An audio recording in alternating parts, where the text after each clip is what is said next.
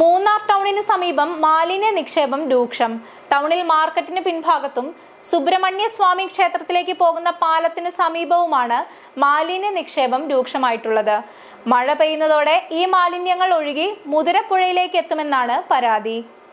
മൂന്നാറിനെ മാലിന്യമുക്തമാക്കാൻ നടപടികൾ ഉണ്ടാകുമെന്ന് ബന്ധപ്പെട്ട വകുപ്പുകൾ ആവർത്തിക്കുമ്പോഴും മൂന്നാർ ടൗണിന് സമീപം മാലിന്യ നിക്ഷേപം നിർബാധം തുടരുകയാണ്. ടൗണിൽ മാർക്കറ്റിന് പിൻഭാഗത്തും സുബ്രഹ്മണ്യസ്വാമി ക്ഷേത്രത്തിലേക്ക് പോകുന്ന പാലത്തിന് സമീപവുമാണ് മാലിന്യ നിക്ഷേപം രൂക്ഷമായിട്ടുള്ളത്. പഞ്ചായത്ത് എടുത്താലും ഇവർ ആൾക്കാർ ശരിക്കും കൊടുക്കാത്തത് കൊണ്ടാണ് പ്രശ്നമുണ്ട്. പക്ഷേ കഴിഞ്ഞ പ്രാവശ്യം മിനിസ്റ്റർ വന്നപ്പോൾ ഈ മൂന്നാർ ടൂറിസ്റ്റ് കേന്ദ്രമനുസരിച്ച് ഇവരുടെ കാര്യങ്ങൾ നല്ല നീറ്റായിട്ട് ചെയ്യണമെന്നൊക്കെ പറഞ്ഞിട്ട് പോയായിരുന്നു. പക്ഷേ എന്നാലും പഞ്ചായത്ത് അതിനകത്ത് ഉത്സാഹം ചെയ്താലും പക്ഷെ ആൾക്കാർ അതിനകത്ത് ഇടപെടുന്നില്ല. മഴ പെയ്യുന്നതോടെ ഈ മാലിന്യങ്ങൾ ഒഴുകി മുതിരപ്പുഴയിലേക്ക് എത്തുമെന്നാണ് പരാതി. കടയിൽ കുറേ ആൾക്കാരും ഇവിടെ മാലിന്യം വലിച്ചെറിയുകയും നൈറ്റായി കഴിഞ്ഞാൽ വലിച്ചെറിയുകയും പിന്നെ ബാക്കിയുള്ള സ്ഥലത്തിന് പോവുകയും ആറ്റിൽ മുതിരപ്പുഴ ആറിനെ മോശമായ രീതിയിലാക്കുകയും ചെയ്യുന്നുണ്ട്.